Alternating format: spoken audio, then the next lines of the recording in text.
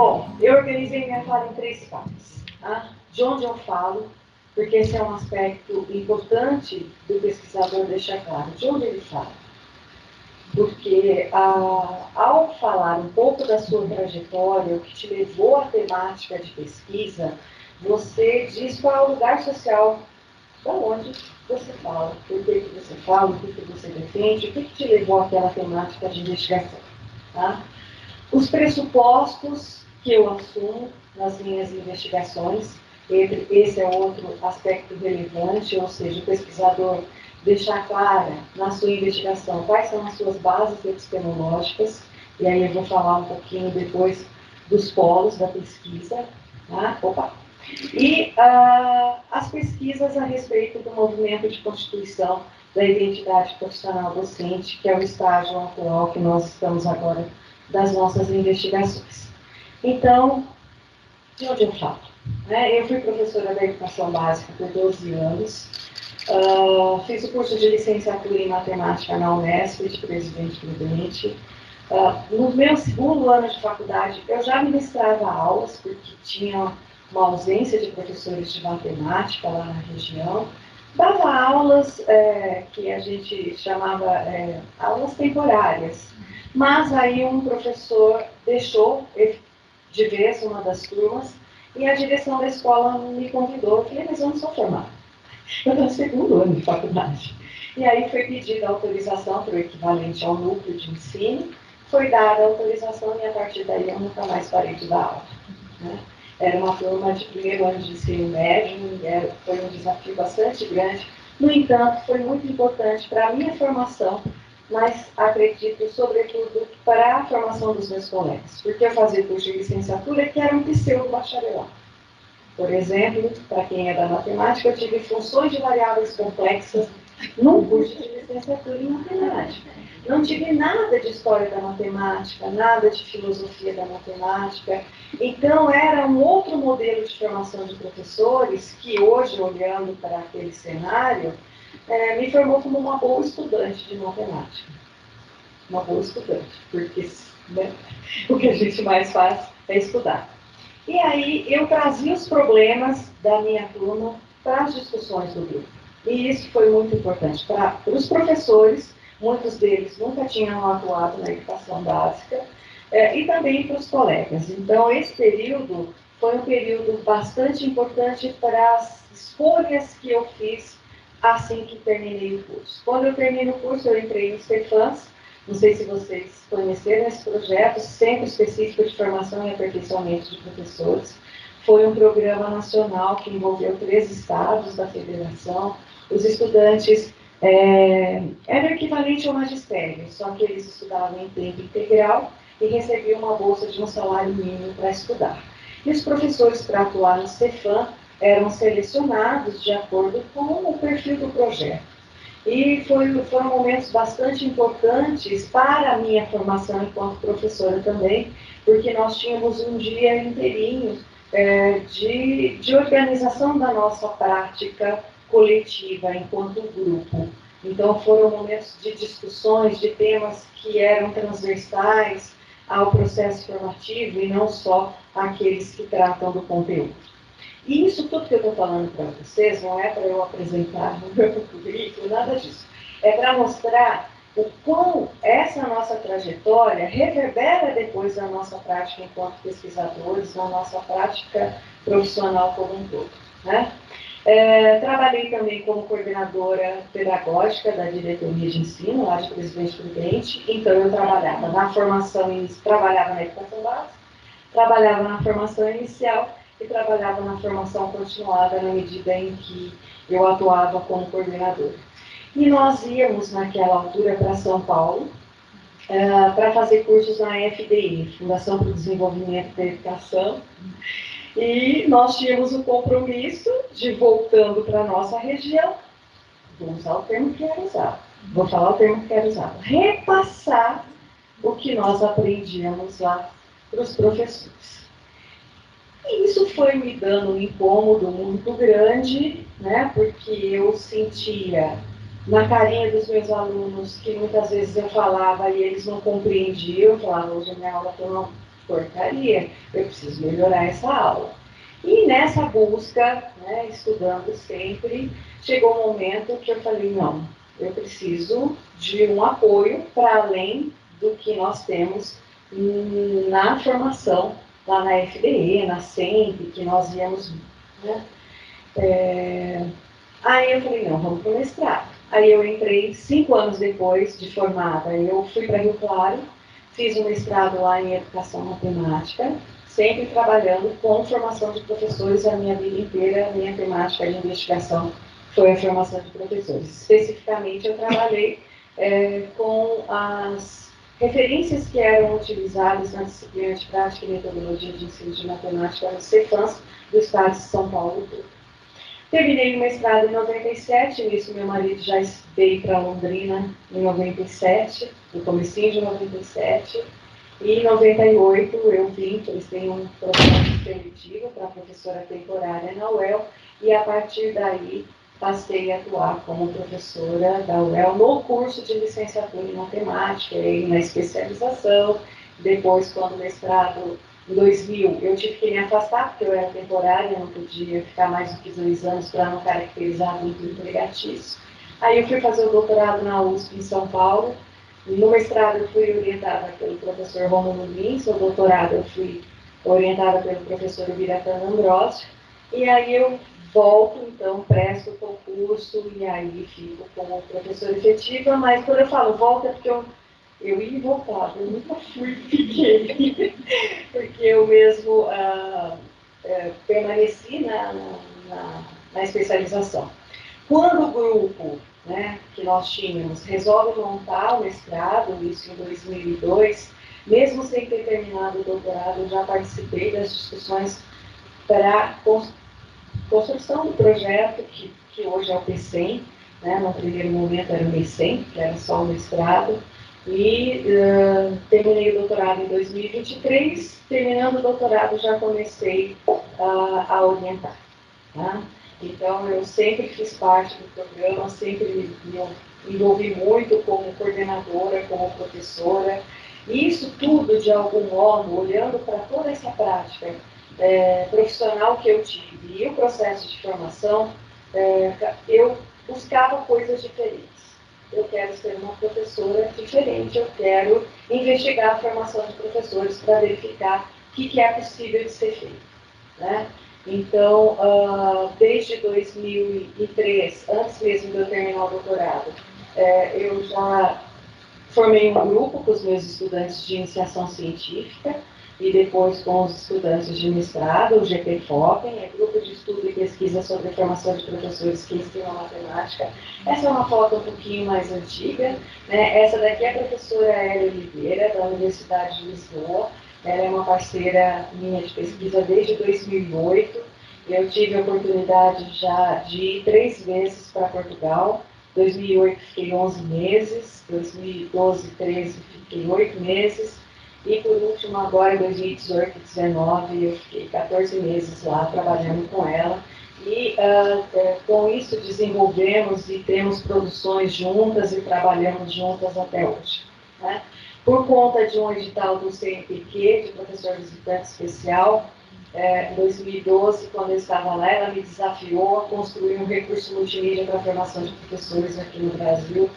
Nós mandamos o projeto, foi aprovado e ela veio aqui para o Brasil. Durante 4 anos, ela vinha e ficava aqui 1 mês para nós construirmos esse recurso multimídia. Né? Todos os meus projetos tiveram influência de alguns programas. Para quem é aqui do Paraná deve conhecer o projeto Folhas, né, que os professores elaboravam tarefas. Essas tarefas eram testadas em sala de aula. Eu vou falar sempre da matemática porque é o meu lugar, tá? Mas se vocês tirarem a matemática em muitas situações, colocarem o que vocês fazem, vai encaixar bem. E esse projeto Folhas, o que foi bacana é que o conjunto dessas tarefas constituiu um livro para o ensino médio, um livro de matemática para o ensino médio elaborado pelos professores. Claro que, como toda produção, tinha problemas. Né? A pena foi que não souberam potencializar os problemas que tinham no processo formativo e aprimorar. Esse livro ele ficou sendo utilizado pelos professores da educação, do ensino médio, especificamente, por um tempo, mas depois eles desistiram por conta dos problemas que tinham, enfim. Poderiam ter sido feitas outras ações. Né? O PDE, o Programa de Desenvolvimento Educacional, também foi fonte das nossas pesquisas, Universidades Sem Fronteiras, esses três aqui do Paraná, e o OBTUC é um programa nacional, e todas essas ações de formação de professores, nenhuma delas se deu na universidade. Todas as minhas propostas de formação de professores são na escola que os professores trabalham. Então, nós anunciamos, né, grupos de estudos, porque eu não acredito em curso pré-moldado pelo formador, ou pré-moldado pelo currículo, ou pré-moldado por quem quer que seja. Não é esse o modelo de formação de professores que eu trabalho já desde quando vim aqui para Londrina. A ideia é montar grupos de estudos para trabalhar com as demandas que são trazidas pelos professores. Né? E aí uma pergunta que a gente sempre fazia no início das nossas atividades, né, nesse grupo de estudos era: o que vocês têm dificuldade de ensinar? Era um silêncio. Um ou outro falava alguma coisinha. Aí eu resolvi mudar a pergunta. Eu passei a perguntar assim: o que seus alunos têm dificuldade de aprender? Eu enchi o quadro. Veja, essas coisas caminham juntas, né? Então, essa sacada de mudar a pergunta foi, para mim, muito importante. Porque a partir do que eles traziam, que os alunos tinham dificuldade de aprender, nós passamos a organizar o processo formativo. E aí, nessa perspectiva dessa aproximação da universidade com a escola, nós sempre buscávamos uma escola que nos acolhesse e convidávamos os professores daquela escola, os professores da região e quem mais quisesse participar. Só que esse é um processo muito difícil, porque os professores, muitas vezes, não por culpa deles, estão acostumados com o curso. E aí chegava lá e eles diziam: o que você tem de diferente para nós? O que você tem de diferente para ensinar tal coisa? E para tal coisa? Como é que eu faço com o meu aluno que tem esse problema, que tem aquele outro, aquele outro? Como se nós tivéssemos todas as respostas. Claro que muitas delas algumas nós tínhamos indicativos, respostas por definitivo na educação, que é uma coisa muito arriscada de se dizer, né? E a partir... Aí eu falava: não, mas nós estamos aqui para, né, trabalhar junto com vocês. Então, num primeiro momento, eu ficava com a sensação que eles falavam assim, eu imaginava que eles pensavam: o povo não se organizou para aqui. Eles não se prepararam. Olha aqui, vem aqui perguntar o que a gente quer fazer. Como assim? Então, essa mudança de paradigma é uma coisa muito difícil, muito complicada. Então, aí a hora que eu senti que isso poderia... Porque a gente sente as coisas, né? Como educador, você sente. Você olha para as pessoas, você consegue, para quem tem uma escuta atenta, enfim, para quem observa as coisas, aí eu mudei um pouquinho. Nos primeiros encontros, eu dava algumas tarefas para nós nos aproximarmos, porque a perspectiva sempre foi de um trabalho colaborativo.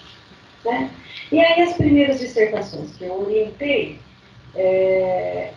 nós assumíamos os referenciais teóricos de grupos colaborativos.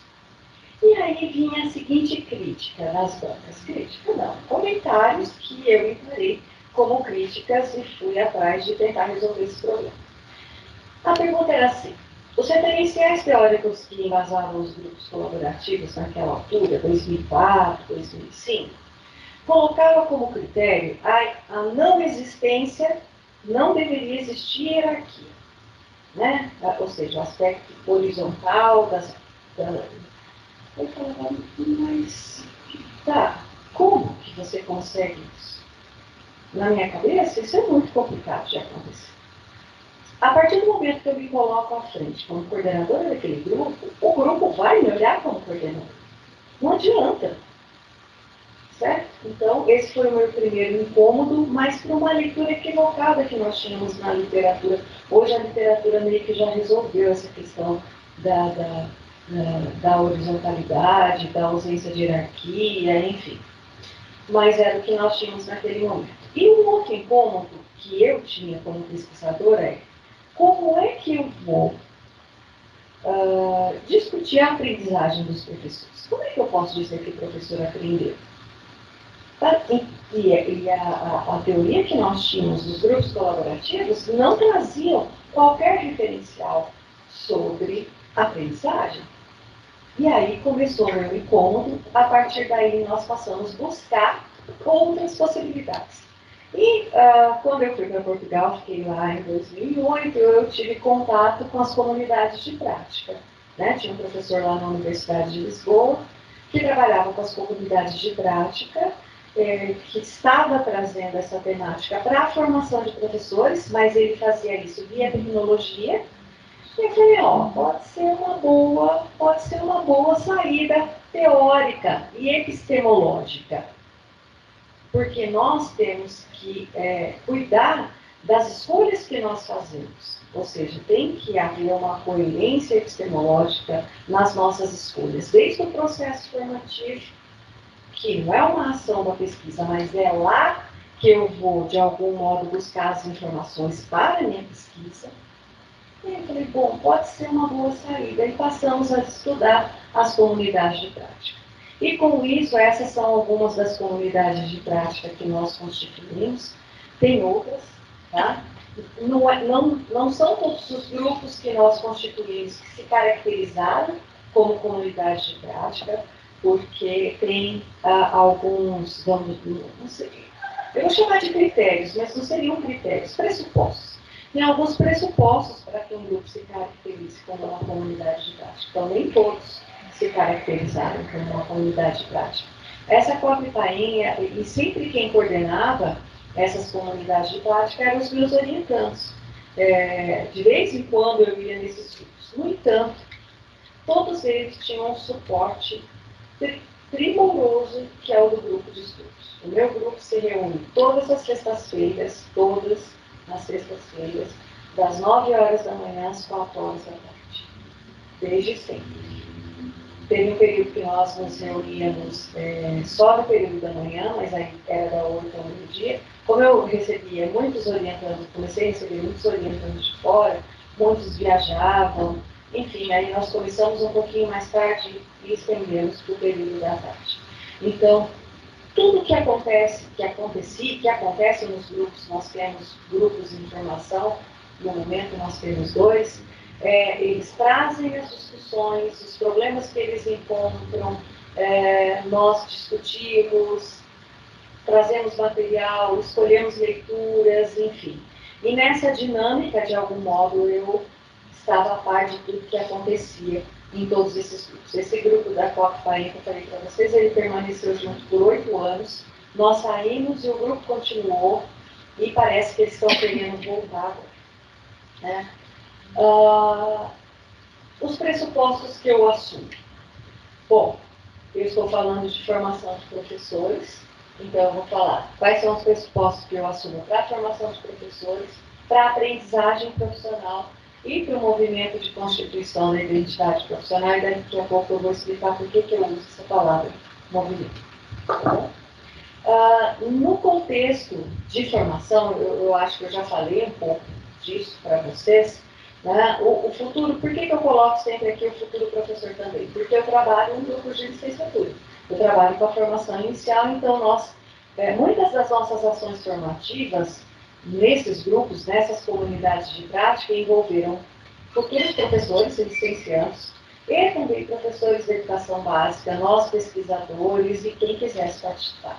Teve diretor, coordenador, que também participou de muitos desses grupos. Então, nesse processo que nós acreditamos de formação de professores, o professor deixa de ser entendido como um consumidor ou implementador do currículo, daquilo que as instituições, ou mesmo que a pesquisa fala. para o professor. Nós encaramos o professor como um produtor de conhecimento, assente na sua experiência ou naquilo que ele pode experienciar, no caso do futuro professor, quando ele estiver na sala de aula. E quando nós falamos de experiência, nós estamos falando na perspectiva do Larousse, né? A experiência é aquilo que nos passa, aquilo que nos atravessa, né? Aquilo que nos toca. Então, é dessa experiência que nós falamos aqui. Então, é essa perspectiva de formação de professores que nós tentamos comentar nesses grupos. Porque nós consideramos que para que eu possa falar da aprendizagem do professor, e aí as comunidades de prática nos deram um aporte muito grande. Né? Aquilo que a teoria dos grupos colaborativos não nos deram, a teoria das comunidades de prática nos deu. Porque lá na teoria social da aprendizagem, porque é assim, deixa eu só explicar certinho. A Levi e o Wenger escreveram um livro falando de aprendizagens. Né? Eles estudaram a aprendizagem nesse processo. Eles chegaram a essa teorização das comunidades de prática, só que chega um momento que eles se separam. Né? Então, é daí que vem a teoria da aprendizagem situada e tudo mais. Aí chega um momento que eles se separam. A Levi continua com uma perspectiva de aprendizagem, o Wenger pede licença para a Levi para poder aprofundar a discussão das comunidades de prática e segue uma outra perspectiva de aprendizagem, ambas situadas, mas com enfoques diferentes. E aí o Wenger vai falar, e é dessa teoria que eu falo, e é essa que nós utilizamos, da teoria social da aprendizagem. Dentro dessa teoria, o que é a aprendizagem? Como é que eu olho para a aprendizagem? A aprendizagem é um processo de negociação de significados. Então, nos processos formativos, nós tínhamos que promover isso.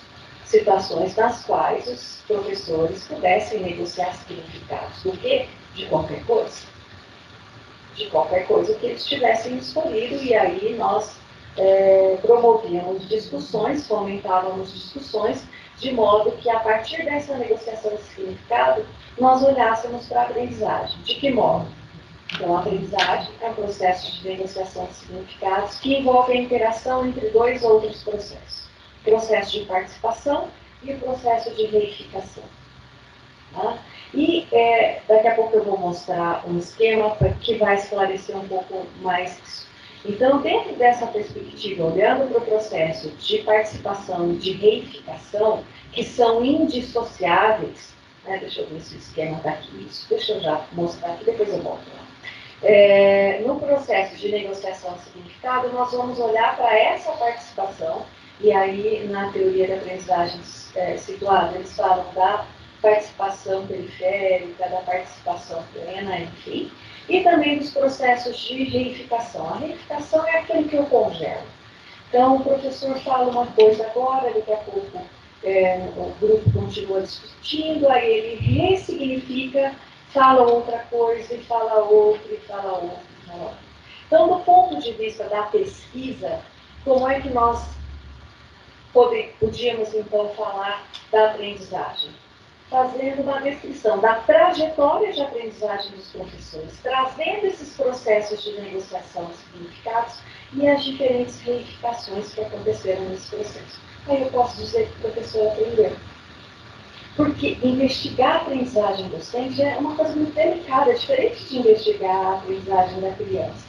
Porque o professor já tem todo um processo formativo, do seu processo de escolarização, da sua formação nas licenciaturas, da própria formação continuada.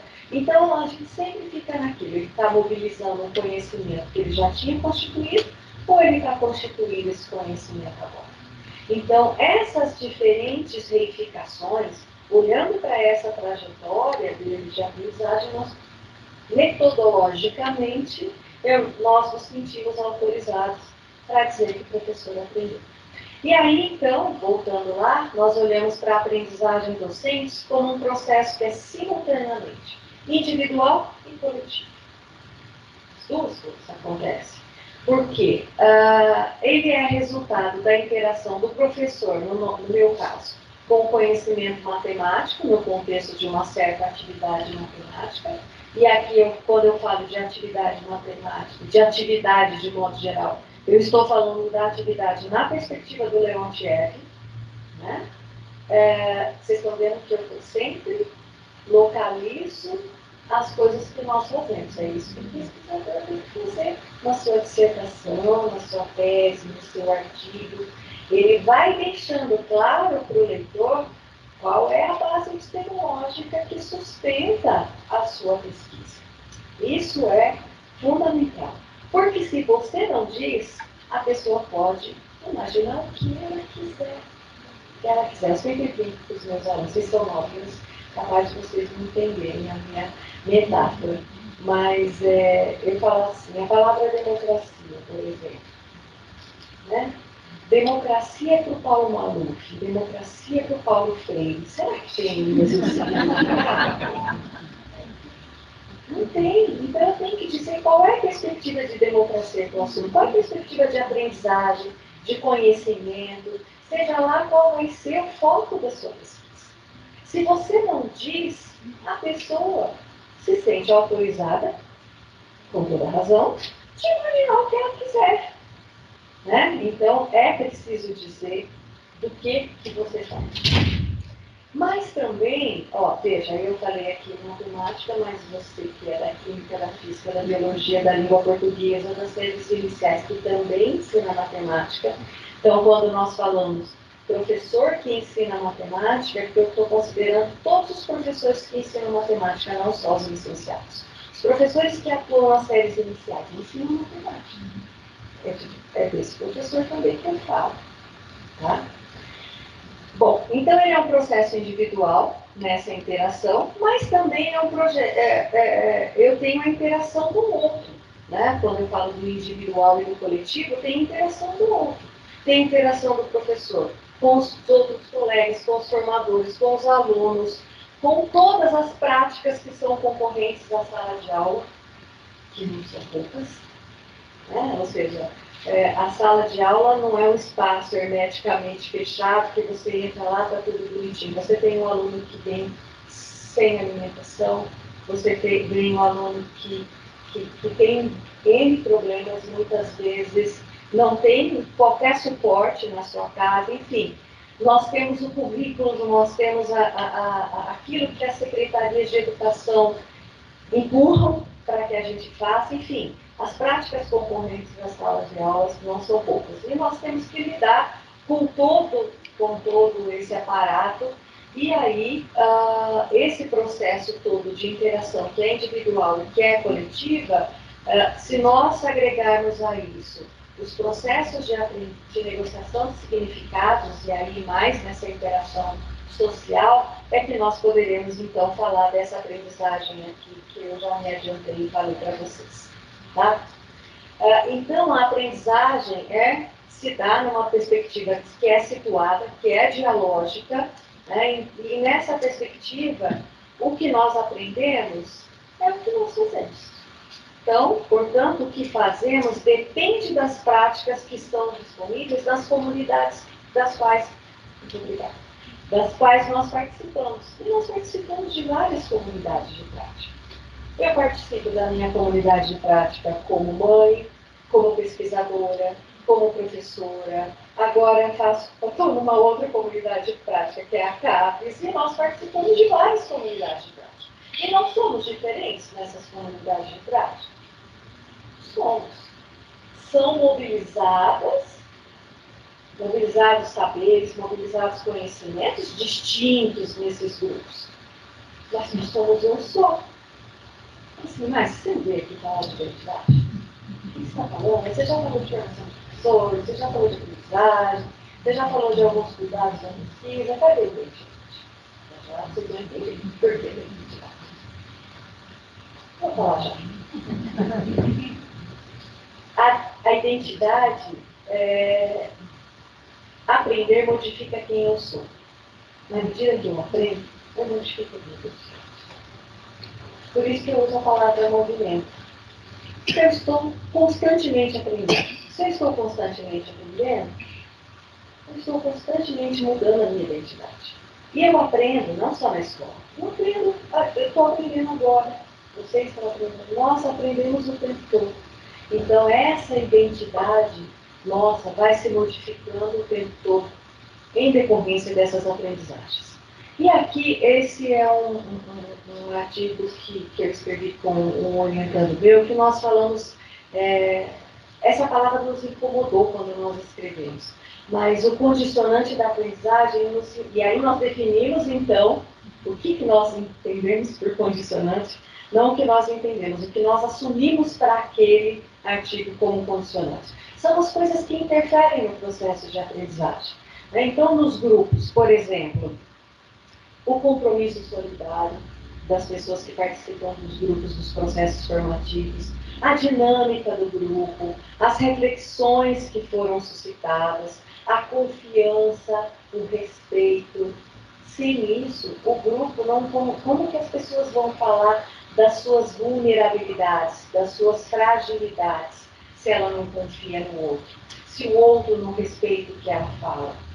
Porque o processo de aprendizagem, ele tem que ter essa liberdade com que as pessoas falam. Então, essa confiança e o respeito no contexto do processo formativo é fundamental para que ele explicite as suas vulnerabilidades e vá buscar o seu sentido de agir. Eu já falo mais do que essa vulnerabilidade e esse sentido de agir. Tá?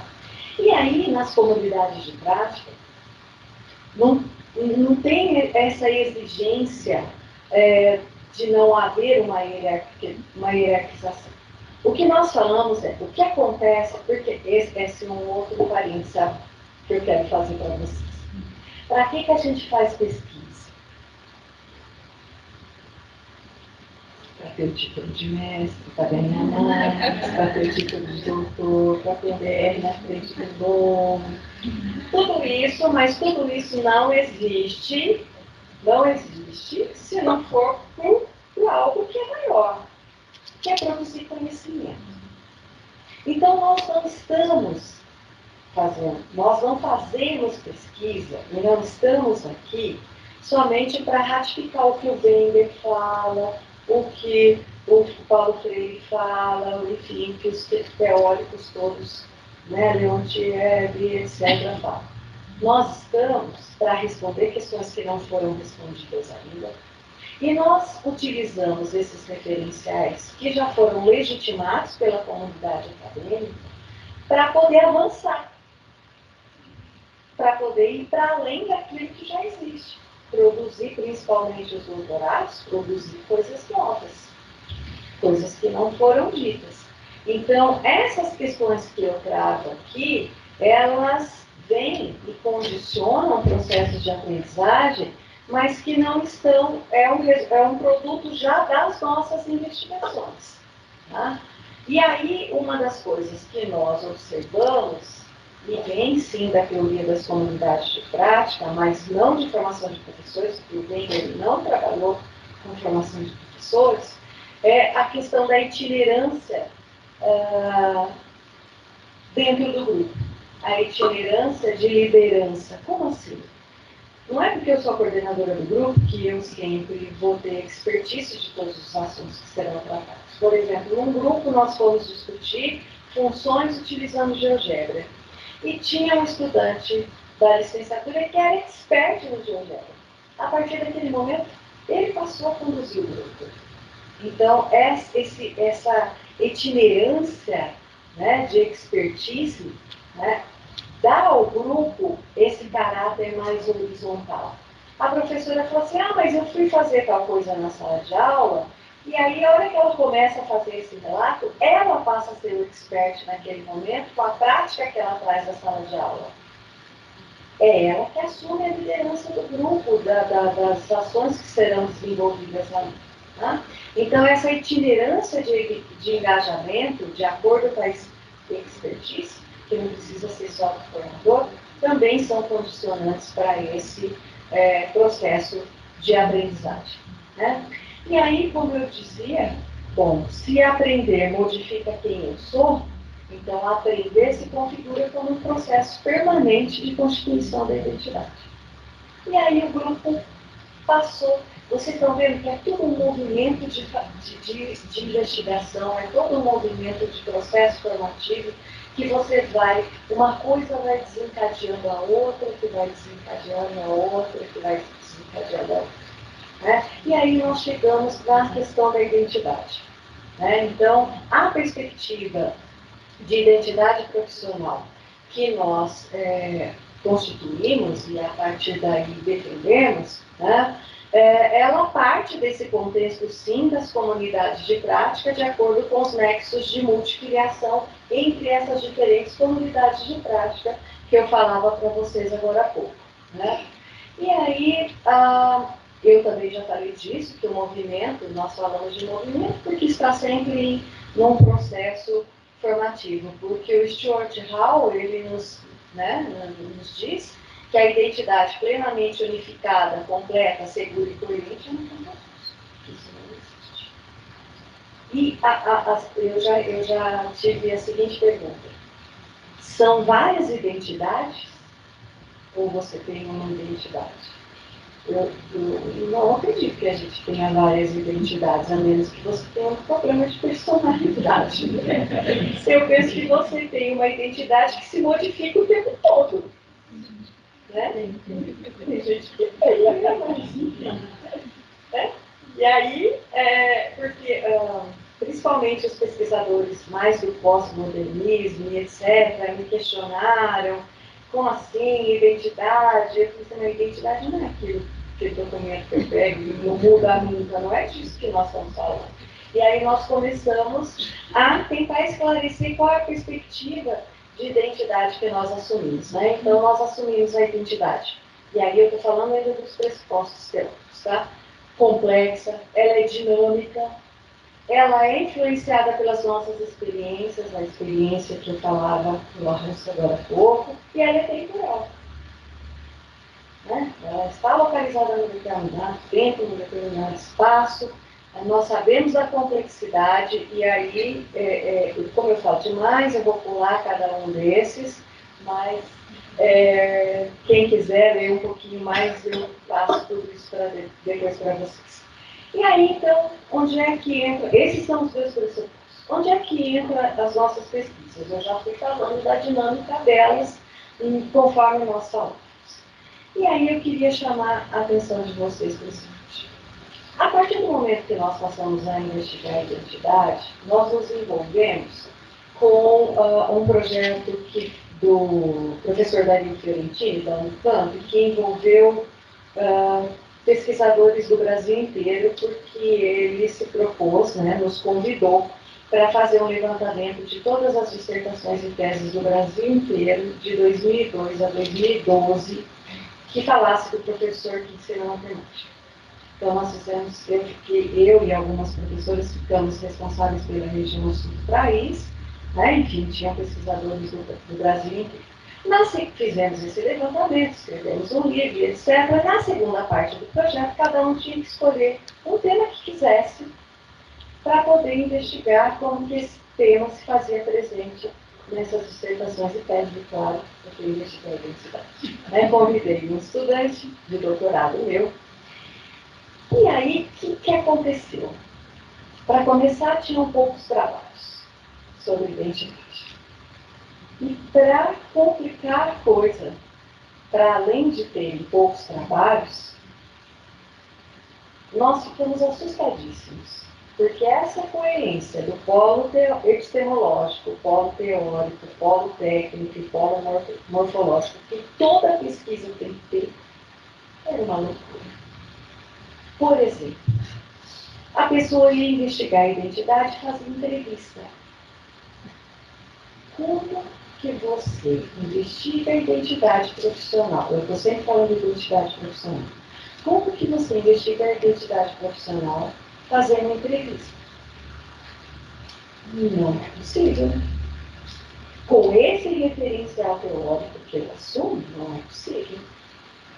Então, não há coerência, por exemplo, em muitos dos trabalhos entre esses diferentes Polos. O polo epistemológico, falando rapidinho, vocês vão ter aula de metodologia da pesquisa, eu não queria falar de metodologia da pesquisa, mas eu vim para falar de pesquisa. Então, rapidamente. O polo epistemológico são as escolhas que você faz, né, os seus pressupostos, e eu comecei apresentando para vocês os meus pressupostos. Você tem o polo teórico, que são os teóricos que vão fundamentar todo o processo da sua investigação, e esse polo teórico, ele fundamenta não só o processo de análise, mas fundamenta também o processo, ele é teórico e metodológico. O polo técnico tem a ver com como é que você obtém as informações, então esse exemplo que eu acabei de dar, o polo técnico não conversa com o polo teórico, não conversa com o polo epistemológico, principalmente. E aí isso emplaca lá no polo morfológico, que é quando você vai apresentar os seus resultados, tendo em conta as suas escolhas teóricas. Então, o que nós observamos? Tem um diferencial teórico, tem lá um caminhamento metodológico, olha que a pessoa ir para a análise, ela não sabe os referenciais teóricos que ela colocou. E aí? Que pesquisa que é essa? Então, nós ficamos muito assustados. E aí nós elaboramos uma hipótese. É possível que essas pessoas, elas não têm parâmetro para o processo de análise. Não tem parâmetro por quê?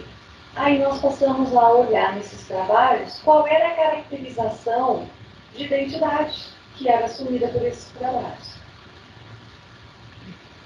E também encontramos uma convergência, assim, não tinha muitos autores, os autores eram sempre autores que falavam de identidade, não de identidade profissional, muito menos da identidade profissional do professor que ensinou matemática.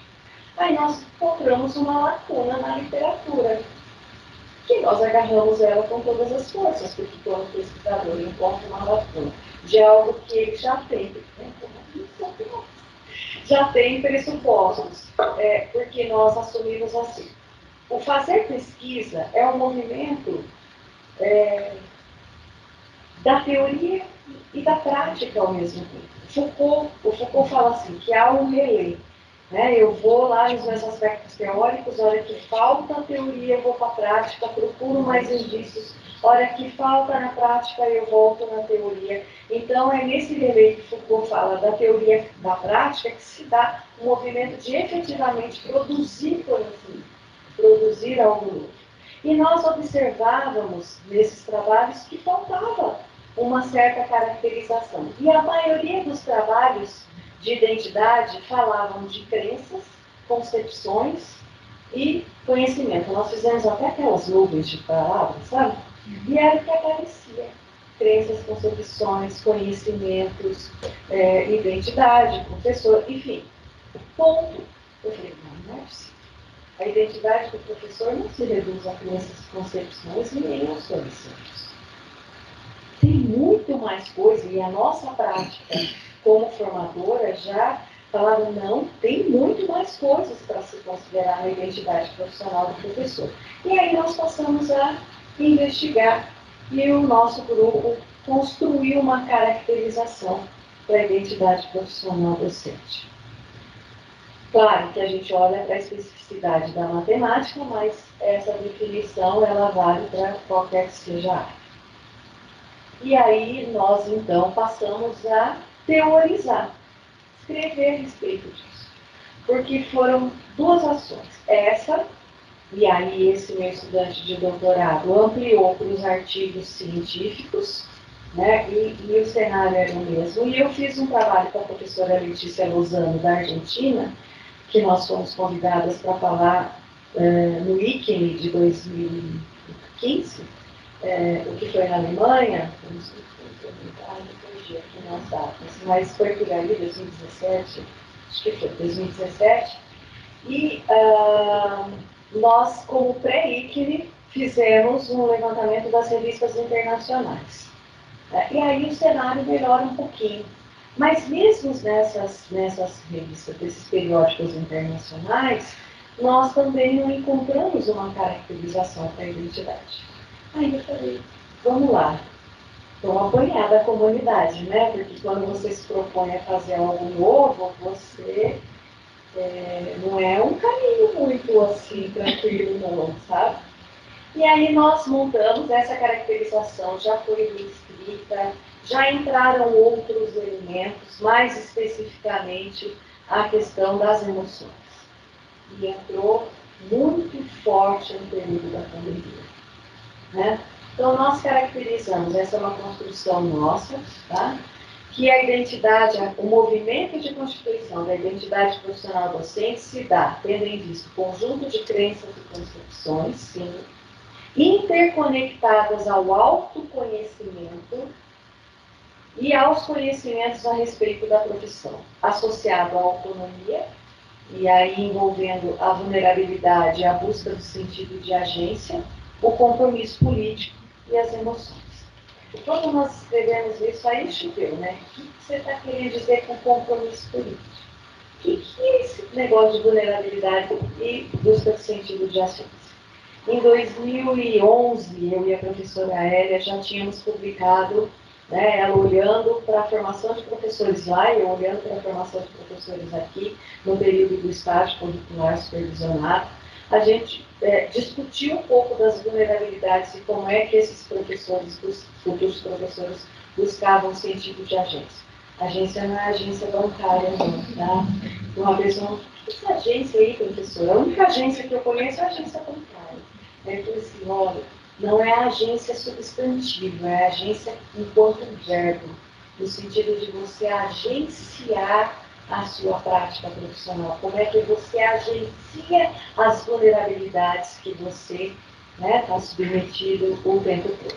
E a partir daí, então, nós começamos a tentar explicar cada uma dessas coisas na medida em que as pessoas nos perguntavam, né? Um primeiro artigo que nós escrevemos, essa caracterização, foi no Bolema, foi um número especial de um grupo da Grécia, enfim, escrevemos lá esse, depois eu ampliei um pouquinho a caracterização em 2017 na educação matemática, perspectivas de educação matemática, esse foi o livro do ICME, porque o que aconteceu? Aquilo que, o levantamento que eu falei para vocês foi do pré-ICME, mas do ICME foi o que efetivamente eu faço enquanto pesquisa. Só que nas vésperas do ICME, meu filho ficou doente, eu não pude ir para o ICME. Mas eu já tinha mandado para o trabalho. Depois que passou o evento, eu recebi um e-mail dizendo para eu ampliar o meu texto para sair no livro. Eu falei assim, não, mas eu não fui no ICME. Né? Então, pessoal, você não veio, mas o seu texto foi lido. E o grupo, o GT, considerou que o seu trabalho tem que entrar no livro, então você amplia. Eu fiquei assim, lisonjeada, mas assustada também, né? Mas porque aí você se lança no cenário internacional para as discussões, que não é uma coisa muito simples também. Enfim, e aí a partir disso a gente já foi reestruturando. E aí, o que eu estou querendo falar com cada um daqueles textos? Terminando, tá? Como é que está o texto aí? Já viu? Não? Então tá. Eu marquei E aí, então, bom, crenças e conhecimentos, concepções, etc., isso aí tem muito na literatura, muita discussão, muitos autores discutem. E aí nós falamos, bom, mas como é que se dá essa questão, considerando o professor, porque é assim, quando o professor vai falar de um determinado conteúdo qualquer, o que ele toma? Ele parte da onde? Daquilo que ele sabe. E o que ele sabe vem de todo o seu processo formativo. E muitas vezes vem consigo muita crença, muita concepção, muita coisa que, mas o meu professor dizia que era assim. Como que não é assim? Né? E aí, isso, de algum modo, promover discussões a partir dessas crenças e concepções no processo formativo permite que o professor trabalhe o seu autoconhecimento e conheça também os outros. Então, é nessa perspectiva que nós falamos. Porque eu assumo isso daqui como a minha filosofia enquanto educadora, tá? O Rômulo Lins foi meu orientador de mestrado. E isso, para mim, da teoria dele, que ele discutiu uma teoria de conhecimento, a teoria dos campos semânticos, isso foi muito marcante para mim. Muito, muito. Eu já não estava mais sendo claro, mas, enfim, não tinha contato com eles. E eu assumo isso, e aí eu vou ler para vocês, porque não merece ser explicado, merece ser lido. Não sei como você é, preciso saber. Não sei também onde você está. Sei apenas que está em algum lugar. Preciso saber onde você está para que eu possa ir até lá falar com você e para que possamos nos entender e negociar um projeto no qual eu gostaria que estivesse presente a perspectiva de você ir para lugares. Toda vez que eu leio, eu fico emocionada. E é essa perspectiva que eu tenho como educador. Eu olho para o meu aluno, eu não sei o que ele está pensando, eu preciso saber o que ele sabe. O que o professor que eu trabalho no processo formativo, o que esse professor sabe? Para que eu preciso conversar com ele, eu preciso arrumar maneiras de investigar. E ir até lá. Lá onde? Lá onde ele está, em termos de conhecimento. O que ele sabe? Para que eu possa, a partir do que ele sabe, produzir processos de negociação de significados e ir negociando significados para ele chegar até onde eu, enquanto formador, enquanto professora, quero que ele esteja. Quero, não por um desejo específico, quero porque eu sou responsável por um processo formativo. O professor, quando vai para a sala de aula, ele tem as suas intencionalidades. Ninguém vai para a sala de aula sem intencionalidade. Você tem um compromisso com o seu estudante. Você tem um compromisso com o professor que está em processo de formação. Então, é nessa perspectiva que nós falamos quando eu me proponho a olhar as crenças, as concepções desses professores, o conhecimento que ele tem, vou localizar as suas vulnerabilidades, vou trabalhar para que ele busque o seu sentido de agência, né? E que ele, de algum modo, se conheça, né? Tenha o seu autoconhecimento.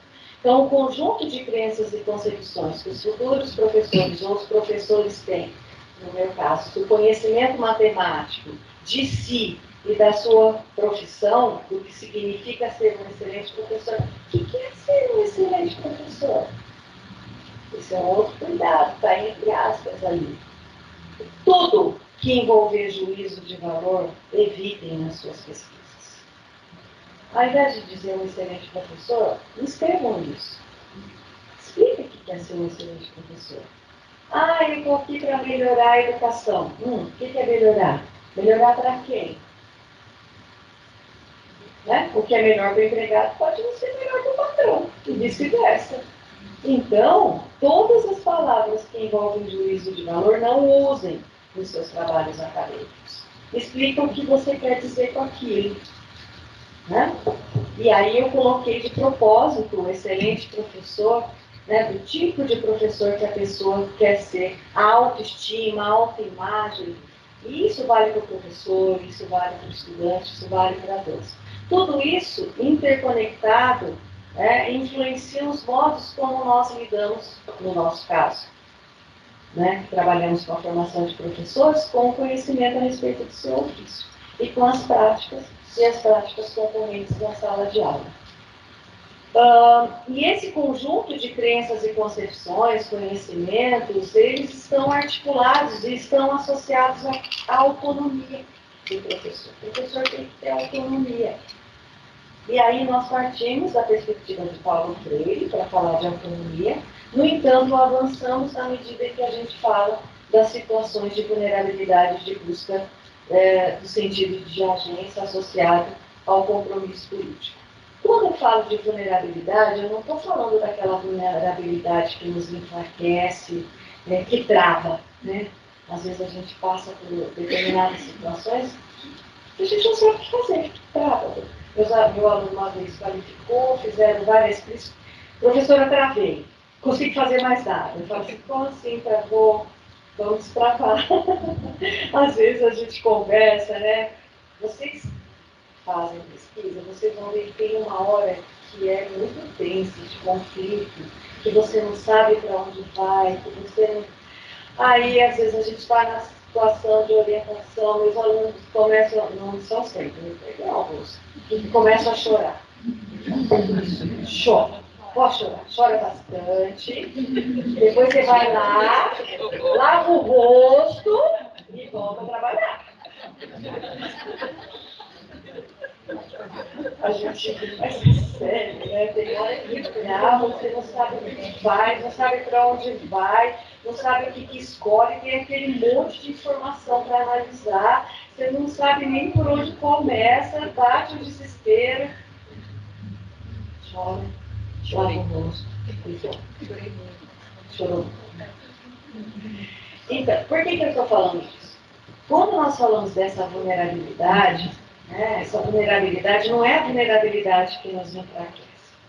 É a vulnerabilidade que nos permite suspender por alguns momentos, curtos ou longos, as nossas certezas.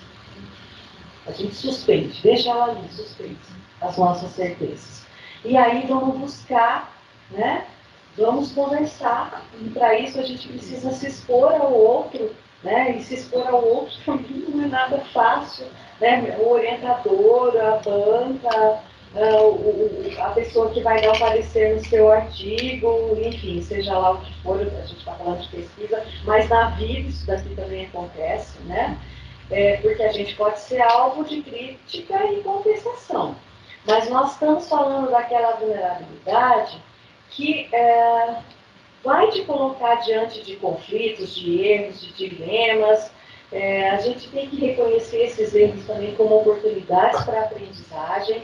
E aí nós vamos, a partir dessa vulnerabilidade, para que essa vulnerabilidade não se configure como uma fragilidade, nós vamos ter que agir.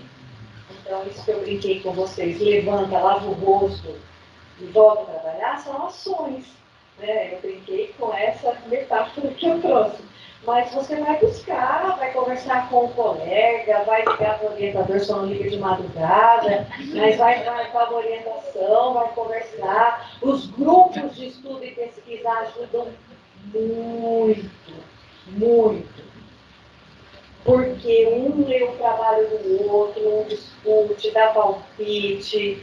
Gente, ninguém faz pesquisa só. Fazer pesquisa, eu fui orientando do Piratã agora, maravilhoso Piratã, vocês já devem ter ouvido falar. Mas foi muito solitário, porque não tinha um grupo. Né? Quem encontra o Piratã? Raramente a gente encontrava o Piratã. Muito difícil. Meu marido brincou. Quem fez uma dissertação com o Romulo, uma tese com o Piratã, faz qualquer coisa. Né? Não é uma crítica a eles. Tá? São pessoas que me fizeram o que eu sou hoje. Né? Me colocaram para pensar. Minha primeira orientação com o Piratã. Mandei isso para ele, ele imprimiu. Cheguei na casa dele, porque a orientação era...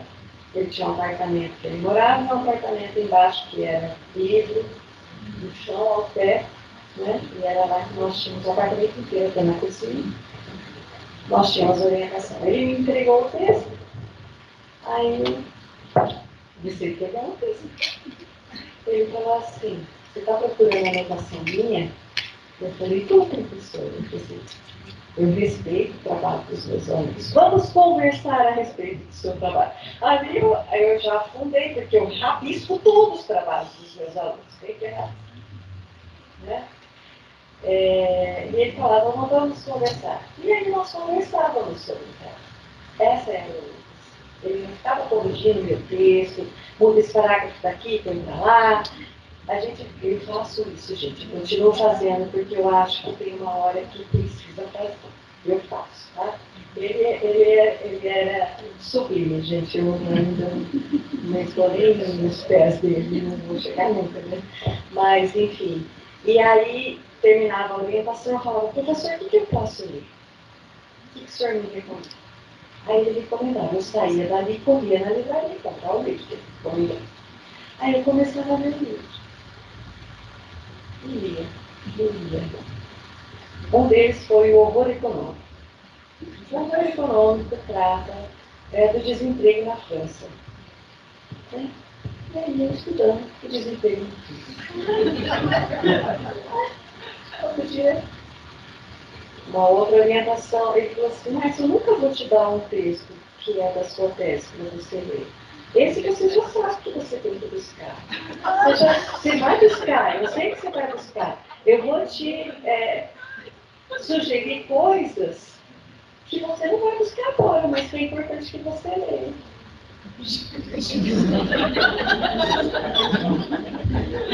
Gente, é isso. Nós precisamos pensar. Hoje, na época eu ficava traumatizada, né?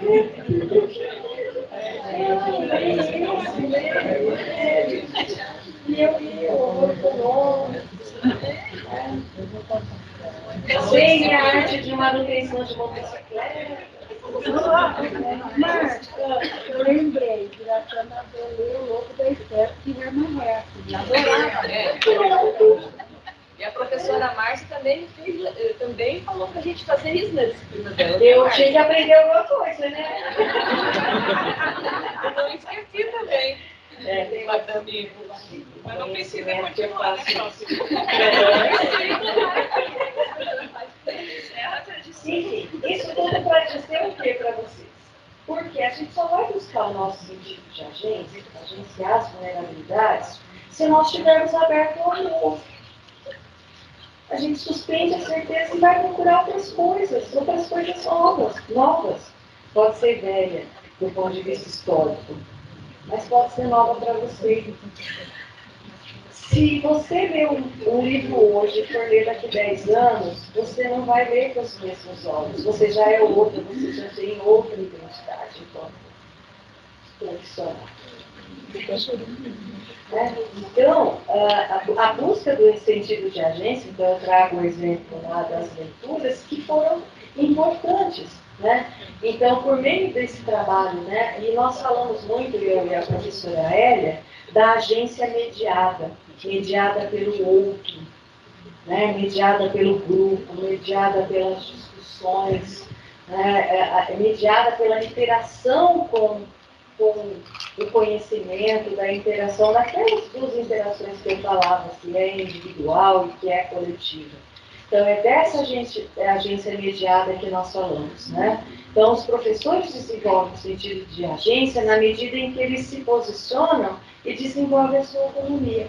Então, quando nós falamos de autonomia, nós estamos sempre falando da busca do sentido de agência para situações de vulnerabilidade às quais nós vivenciamos. E o que isso tudo tem a ver com o compromisso político? Né? Que compromisso político é esse? Eu não estou falando de nada partidário. É o compromisso político de ser professor. Nós temos um compromisso, né, com as futuras gerações. Então, quando nós falamos do sentido de agência e compromisso político, qual a motivação que o professor tem para o trabalho? Quais são as condições e as normas? Por que ser professor? A percepção das tarefas, dos deveres, das responsabilidades. O que eu devo fazer para ser entre aspas, bom professor? Quais são as minhas expectativas profissionais? Qual a responsabilidade que eu tenho na recriação das gerações futuras? Quem se beneficia com aquilo que eu faço? São todas questões que nós, enquanto professores, temos que nos colocar todos os dias. Porque nós temos um compromisso político. É a nossa atividade profissional. Mas essa atividade profissional nossa tem um impacto social que é muito grande, que é muito forte. Se não tem, nós estamos falhando. Porque, direta ou indiretamente, nós levamos essas questões para a sala de aula. A pessoa que chega e fala, eu não discuto política na sala de aula, ela já está sendo política. Essa já é uma atitude política. O apolítico é uma ação política. Então, quando nós nos fazemos, enquanto professores, essas perguntas, isso, de algum modo, explicita a nossa identidade. Com o que nós nos identificamos? Quais são as escolhas que nós fazemos? Né? Então, nós temos que ponderar que existem situações de vulnerabilidade, por exemplo, que não dependem de nós. Aí também a gente não vai sofrer com elas, né? Porque tem coisas que envolvem outras ações que não são as nossas. Por exemplo, a vulnerabilidade formal ou política, geralmente os professores não têm controle, tem lá as avaliações externas. Isso foge do seu controle. Claro, até onde vai a sua ação é responsabilidade sua, minha, né? Mas tem coisas que não. Né? As escolhas, as exigências que são feitas, e aí nós vamos buscar os diferentes cenários que nos permitam lidar com aquela vulnerabilidade que eu sozinha não consigo. Aí vem os sindicatos, aí vem as associações, aí vem um grupo de professores da escola. Nós não vamos usar esse livro mais, porque esse livro não nos permite fazer o que nós queremos fazer, enfim. Né? Os exames externos, enfim. Tem vulnerabilidades que fogem do nosso controle. E aí nós temos os desafios para a formação. Né? A motivação e as condições para o trabalho que a gente falava, os valores e as normas profissionais, as percepções das tarefas, isso aqui eu já falei. E aí nós temos, como eu dizia, alguns desafios que se impõem ainda à formação de professores. Né? E esses desafios que ainda se impõem, porque, por exemplo, quando nós propomos esses grupos de estudos, que hora que são esses grupos de estudos, gente? À noite, depois do trabalho, no sábado. Não está certo isso. Profissionalmente, isso não está certo. Por isso que nós precisamos, nas nossas pesquisas, e aí é o nosso compromisso político quanto pesquisador, deixar clara a necessidade de políticas públicas para o processo de formação de professores. Políticas públicas que valorizem o processo formativo. Não dá para ficar fazendo formação depois do expediente à noite de sábado. Ele tem que fazer parte do quadro de tarefas desse professor ou processo formativo. E aí nós tivemos alguns programas, como o Observatório da Educação, por exemplo, no nosso projeto, os professores da educação básica que participavam do processo formativo recebiam bolsa. O estudante da licenciatura recebia bolsa. O mestrando e o doutorando recebiam bolsa.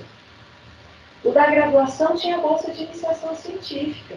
O coordenador do OBEDUC tinha bolsa. Ah, você está falando de dinheiro? Não, não é uma questão de dinheiro só.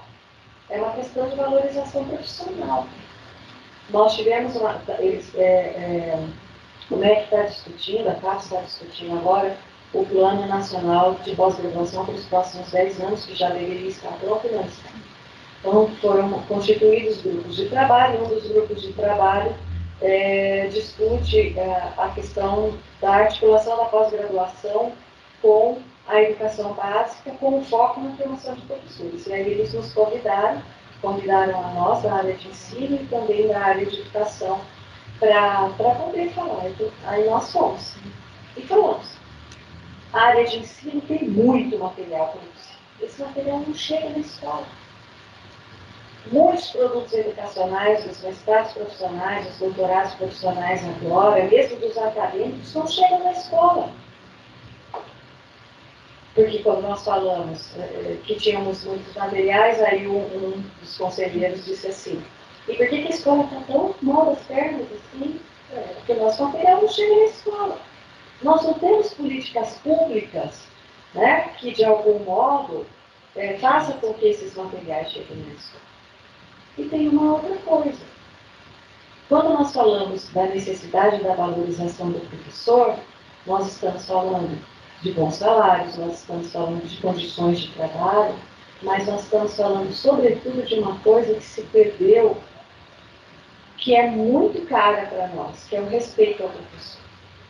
Ninguém respeita mais o professor. A valorização da profissão professor inexiste hoje. Todo mundo acha que pode dar palpite no que você faz dentro da sua sala de aula.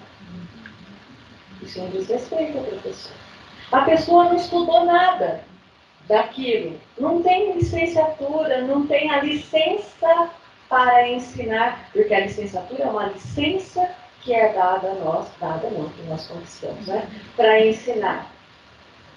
Aí vem o engenheiro e acha que pode dizer o que você tem que fazer na sala de aula. Aí vem o pai e diz que o que você está fazendo está tudo errado. Desautoriza todo o seu trabalho na frente do filho. Aí tem professor que é agredido na sala de aula. E aí eu falei isso na reunião. Eu falei, é dessa valorização que nós queremos. É dessa valorização que nós precisamos.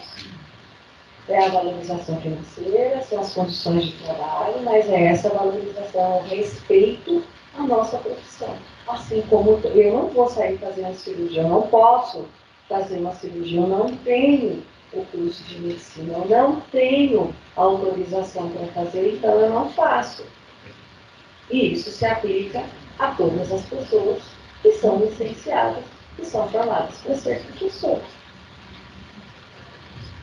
Bom, isso exige de nós uma abertura para o novo, muita resiliência, porque até que a gente não consiga conquistar essas políticas públicas, nosso compromisso político e, sobretudo, coragem para continuar lutando. Porque é uma luta ad eterna. É isso. Falei demais, né? Mas todos